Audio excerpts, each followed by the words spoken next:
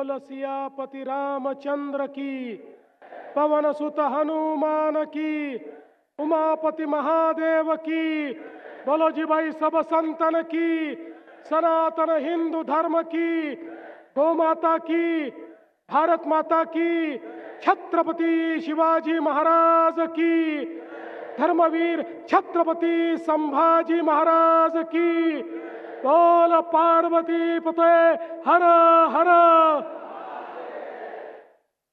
हिंदवी स्वराज्याचे सरसंस्थापक छत्रपती शिवरायांना मानाचा मुजरा करतो। भारतीय राज्यघटनेचे शिल्पकार भारतरत्न डॉक्टर बाबासाहेब आंबेडकर यांना मानवंदना अर्पित करतो। आज त्यांच्या प्रेरणेने या ठिकाणी आपण सगळे एकत्रित आलो आहोत। हे खऱ्या अर्थानं छत्रपती शिवरायांचा विचार हा सामान्य माणसांमध्ये, तरुणांमध्ये रुजवण्याचं काम करतात। असे आदरणीय संभाजीराव भिडे गुरुजी, सन्माननीय प्रकाश आंबेडकरजी, चंद्रकांत दादा पाटीलजी, प्रकाश अण्णा आव्हाडेजी, त्याचप्रमाणे या ठिकाणी उपस्थित अशोक मानेजी, सुरेश हळवणकरजी, आमचे लोकप्रिय खासदार धैर्यशील मानेजी, लोकप्रिय आमदार ज्यांनी मला निमंत्रित केलं ते डॉक्टर राहुल आव्हाडेजी, श्रीमती पल्लवी पाटील, श्री महाजन गुरुजी, श्री प्रसाद जाधव, श्री मंगेश मस्कर, मंचावरील सर्व मान्यवर आणि या ठिकाणी इथपर्यंत माझी नजर जाते, मला भगवं वादळ दिसतंय, असे सगळे या ठिकाणी उपस्थित माझ्या सर्व धर्मप्रेमी, भगवाप्रेमी भगिनी आणि बंधूंनो, आज मला अतिशय आनंद आहे की ज्यांच्याबद्दल म्हटलं गेलं, देश धर्म पर मिटने वाला शेर शिवा का छावा था, महापराक्रमी परम प्रतापी एक ही शंभू राजा था, असे छत्रपती संभाजी महाराज यांच्या अतिशय भव्य सुंदर अशा पुतळ्याचं अनावरण करण्याची संधी या ठिकाणी मला मिळाली। मी खऱ्या अर्थानं ही जी काही स्मारक समिती आहे, आमचे भिडे गुरुजी आहेत, आमचे खासदार, आमदार, मंत्री महोदय आहेत आणि आपण सगळे आहात, आपल्या सर्वांचे आभार मानतो की हे पुण्यकर्म करण्याची संधी आपण मला दिली। खरं तर आजचा दिवस माझ्याकरता इतका पुण्यवान आहे। इचलकरंजीत आल्यानंतर पहिल्यांदा महाराजांच्या प्रतिमेला नमन करण्याची संधी मिळाली, त्यानंतर छत्रपती संभाजी महाराजांच्या प्रतिमेला नमन करण्याची संधी मिळाली। इथनं मी सांगलीला चाललो आहे, त्या ठिकाणी पुण्यश्लोक अहिल्यादेवी होळकर यांच्या पुतळ्याचं उद्घाटन आम्ही करणार आहोत आणि तिथनं पुण्याला जाऊन पुन्हा छत्रपती शिवाजी महाराजांच्या एका स्मारकाचं उद्घाटन करणार आहोत।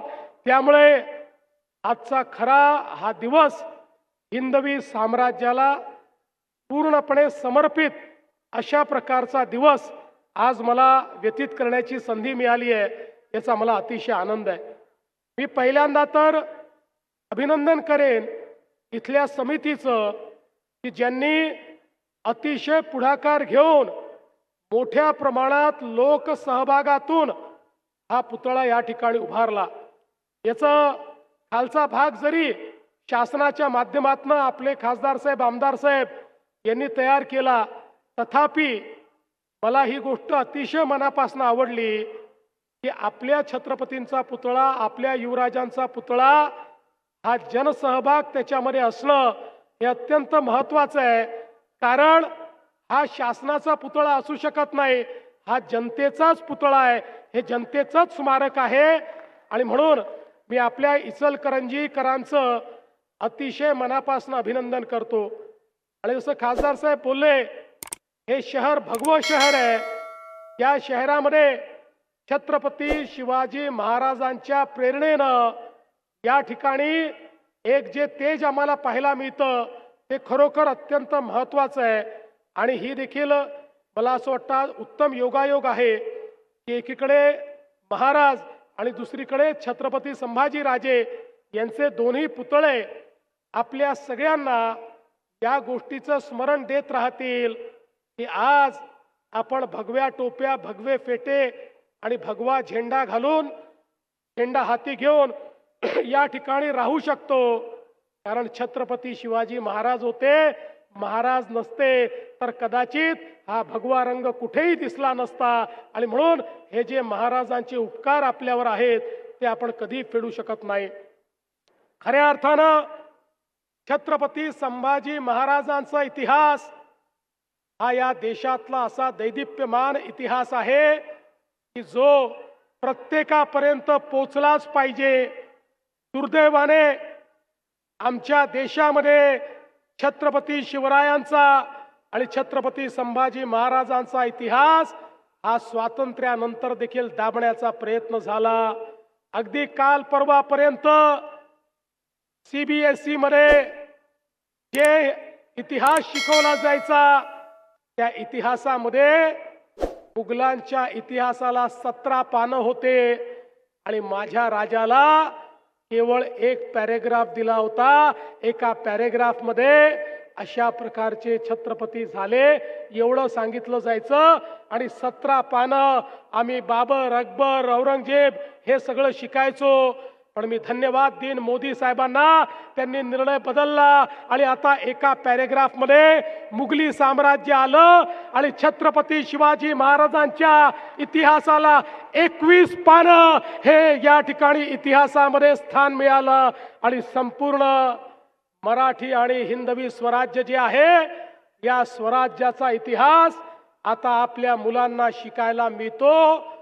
खरा इतिहास आपल्या जनाजनापर्यंत पोहोचवण्याचं काम आपण केलं.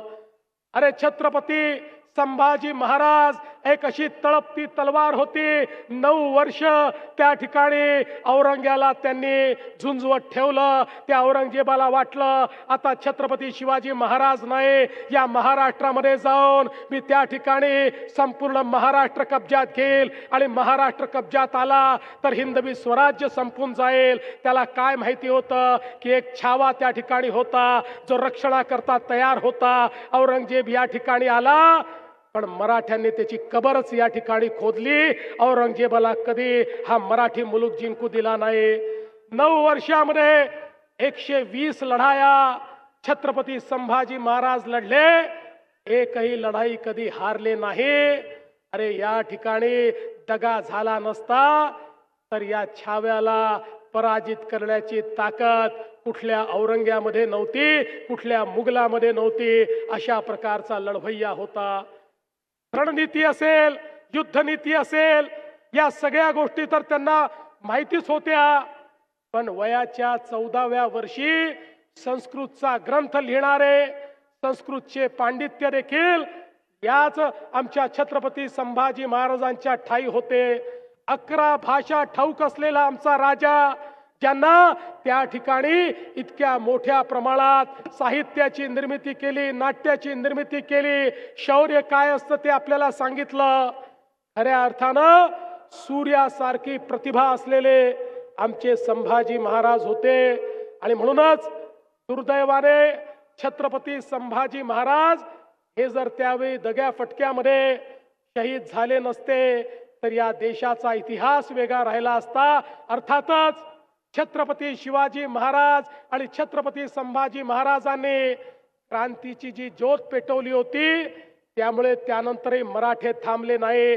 आणि खऱ्या अर्थानं त्यानंतर झुंजवत झुंजवत या मोगली साम्राज्याचा नायनाट करून या संपूर्ण भारतामध्ये अफगाणिस्तान पर्यंत हिंदवी स्वराज्य नेण्याचं काम हे या ठिकाणी मराठ्यांनी केलं. आणि खऱ्या अर्थानं छत्रपती शिवाजी महाराजांनी जी ज्योत पेटवली होती ती तेवत ठेवण्याचं काम झालं. आणि म्हणूनच हे केवळ पुतळे नाही आहेत, हे स्मरण आहे आमच्या इतिहासाचं, त्या दैदिप्यमान कारकिर्दीचं, ज्याच्यामुळे आज आम्ही स्वाभिमानाने उभे आहोत. हा स्वाभिमानाचा पुतळा आहे. हा एक असा पुतळा आहे की ज्याने आपल्याला स्मरण येतं की या व्यक्तीने देव, देश आणि धर्म सोडला नाही. शरीराची खांडोळी झाली पण प्रत्येक खांडोळीतून त्या ठिकाणी छत्रपतींचं नाव येत होतं, हिंदू धर्माचं नाव येत होतं. अशा प्रकारे तेजाने तळपत असलेलं हे व्यक्तिमत्व आज आमच्या सर्वांना एवढंच सांगताय आम्हाला देखील जाती पातीच्या भिंती तोडून या ठिकाणी एक राहावं लागेल. आमचं हिंदुत्व, आमचा भगवा ध्वज, आमचा भगवा धर्म हे आपल्याला त्या ठिकाणी शाबूत ठेवावं लागेल.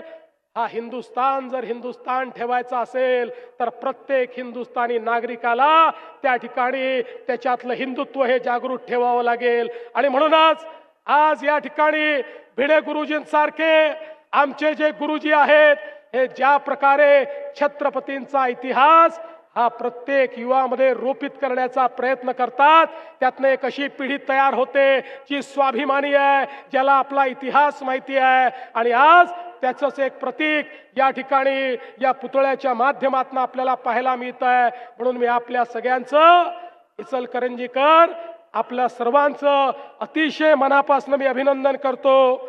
आज अनेक आपण विकास कामांचंही उद्घाटन करणार आहोत, त्याकरता आपण वेगळा कार्यक्रम घेतलाय, त्याबद्दलही आपल्याला शुभेच्छा देतो. आणि अर्थातच माननीय खासदार साहेब आणि माननीय आमदार साहेब, इचलकरंजीचा पिण्याच्या पाण्याचा प्रश्न सोडवल्याशिवाय देवाभाऊ शांत बसणार नाही, हे आश्वासनही आपल्याला या निमित्ताने देतो. आणि पुन्हा एकदा आपण हे पुण्य कर्म करण्याकरता मला निमंत्रित केलं, त्याबद्दल आपले आभार मानून मी माझे 2 शब्द संपवतो. धन्यवाद. जय हिंद, जय महाराष्ट्र. छत्रपती शिवाजी महाराज की.